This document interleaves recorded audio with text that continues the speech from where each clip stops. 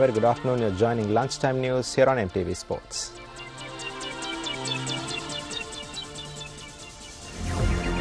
Take a look at your headlines for this afternoon. A strain of bird flu found in Sri Lanka. Tests confirm the discovery.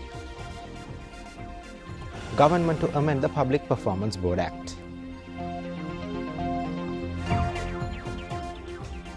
"60 killed in Europe due to a cold wave." We'll take a look at those stories in detail. Additional Director General of the Department of Animal Production and Health, Dr. A.D.N. Chandrasiri, says it has been confirmed that the death of fowls in Bingiriya, Kurunegala has been caused by a strain less lethal than the H5N1 strain. Now we have been informed by public and the veterinary investigation officers in Pannala area that there had been a suspected outbreak of avian influenza in one of the farms in Bingiriya.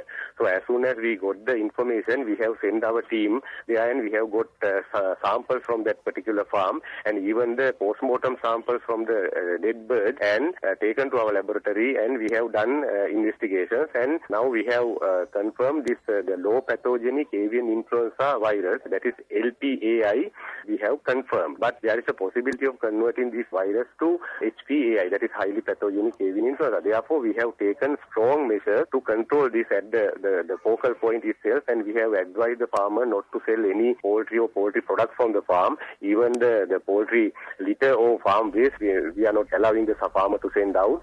And even now we have started the surveillance around the farm, 3-kilometer radius. All the farms will be screened and taken samples and blood samples, and we will be testing to see whether this particular virus has spread to the surrounding farms. Now, so far we have not come across such an incident.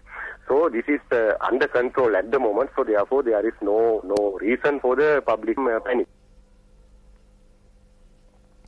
It has been 3 days since a group of individuals involved in the brick industry in the Mangantote area commenced a strike.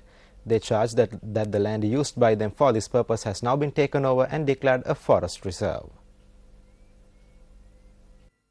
The protest was staged in front of the Wildlife Office in Polonnaruwa.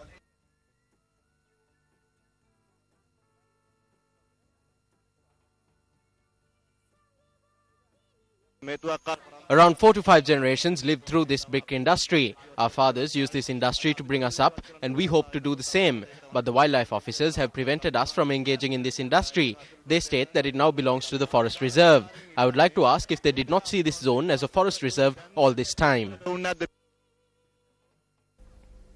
We made inquiries in this regard from the Deputy Wildlife Officer in Polonnaruwa. An official visit at the department stated that these individuals were involved in the brick industry in an illegal manner.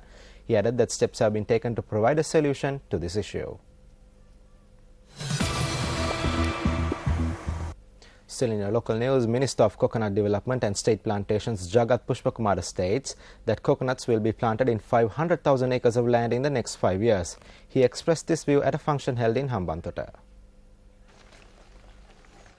The function was held in Mulkirigama, Hambantota under the auspices of Speaker Chamal Rajapaksa to open a coconut plant centre, raw material collection centre and a factory manufacturing various coconut products as part of a special program.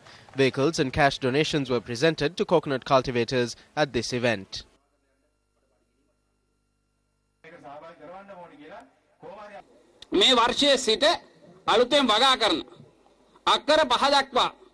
The ministry has taken steps to provide coconut plants free of charge to planters who cultivate coconut on more than 5 acres. We hope to purchase coconuts paying 3 rupees more than the amount paid at coconut auctions. We hope to also establish a nursery to develop coconut plants. We would buy these plants for 20 rupees and provide it free of charge to the planters. By this, we hope to grow 500,000 acres of coconut. In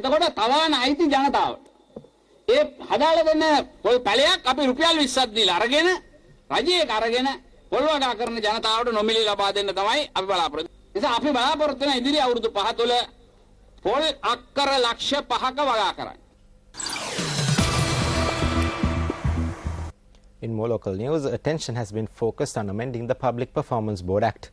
The Minister of Cultural Affairs T.B. Ekanayaka noted that the amendment will relate to teledramas.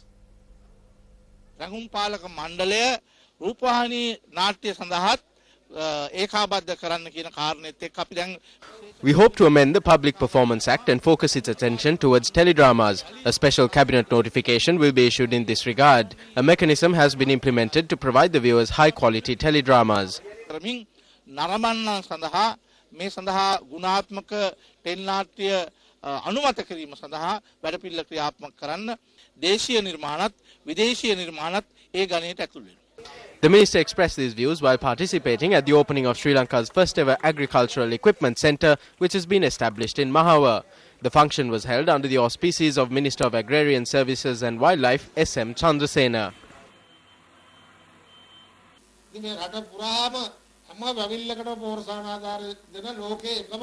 It is only the government of President Mahinda Rajapaksa that provides fertilizer subsidies to farmers cultivating all types of crops. Meanwhile, Minister Basil Rajapaksa has renovated most roads to the level of A or B roads. A person from the electorate recently asked me if I could get a basil carpet done. I asked him what he meant by this. Basil carpet. Basil carpet. I Basil Rajapaksa අමෙතුමා දෙන carpet එක ඒකට basil carpet කියලා කියන්නේ. ඉතින් ඒ විදිහට අද පාරවල් ටික හදනවා. The traffic unit of the Southern Expressway says that it has taken legal action against 1,082 drivers who violated road rules since the opening of the expressway. The unit said that many drivers have also been fined during this period. The drivers have been fined for offences such as speeding and not keeping to the left lane. Meanwhile, the traffic unit of the Southern Expressway noted that as of yesterday, 88 accidents had been reported. The expressway was opened to the public on the 27th of November last year. Well, Oman has agreed to supply Sri Lanka with other varieties of fuel in addition to aviation fuel. Secretary to the Ministry of Petroleum Industries A.H.S. Samaratunga said an agreement was reached at a discussion held with the Oman Minister of Petroleum who arrived in the country. The Secretary stated that Sri Lanka currently imports only aviation fuel from Oman. The Secretary further stated that discussions are underway with several countries to obtain other varieties of fuel if required in the future. 3 persons, including a foreign couple connected to a people smuggling racket, have been arrested by the Matale police. The police said the suspects who had been smuggling people to Malaysia were arrested following a tip-off. The police has seized 4 passports and 128,000 rupees in cash that was in the possession of the suspects. The mastermind, who is alleged to have given instructions to the foreign couple, is among those arrested. The suspects will be produced before the magistrates' court today.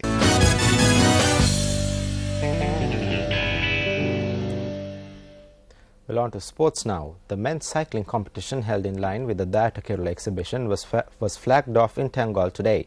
More than 120 cyclists are taking part in this competition. The race, which has been organized under the auspices of the Sports Ministry, will be held in 3 stages and consists of a total distance of 390 kilometers. The first stage, which is 150 kilometers, will be from Tangol to Avisavela.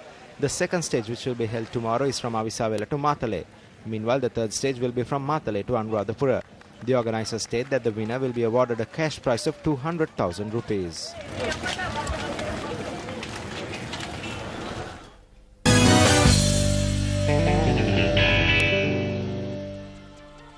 Well, with that, we'll wrap up lunchtime news for this afternoon. But do join us on our hourly updates.